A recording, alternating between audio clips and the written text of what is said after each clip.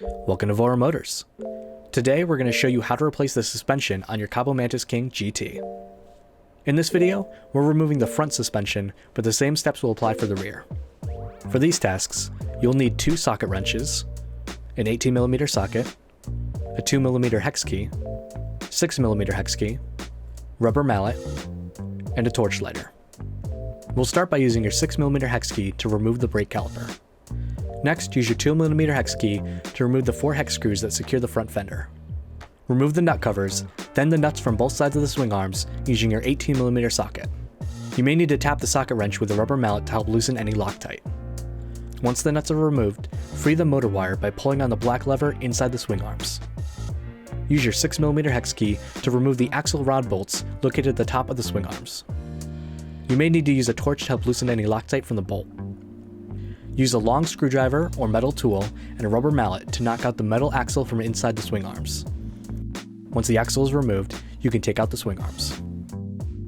Use your 6mm hex key again to remove one of the axle rod bolts holding the suspension in place. Again, use a long screwdriver or metal tool and a rubber mallet to knock the axle out. Be sure to clean any dirt or grime on the swing arms and axle rod before installing your new suspension. To begin the installation, position the suspension so it lines up with the hole and slide the axle rod through. Keep in mind that the red dial should be facing forward.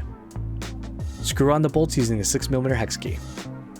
Next, install the swing arms by positioning them in place and knocking the metal rod back in using the rubber mallet. Secure the arms by screwing in the axle rod bolts using your 6mm hex key. It's recommended to screw in both bolts at the same time to make the process smoother and to tighten them properly. Put the hook spacers back on the wheel, with the inner hook spacers facing downward and the outer hook spacers facing up, and hooking into the little slot. Place the motor cable back into the groove and latch of the swing arms, making sure it is properly seated. Then tighten the nuts using the 18mm socket wrench. Put the nut covers back on and position the front fender in place. Secure the front fender by screwing in the 4 hex screws using your 2mm hex key. Finally, position the brake caliper back on the rotor and secure it using your 6mm hex key. Once the brake caliper is secure, you're all set. And that's it. Have any tutorials you'd like to see? Make sure to leave them in the comment section below. Until then, safe riding.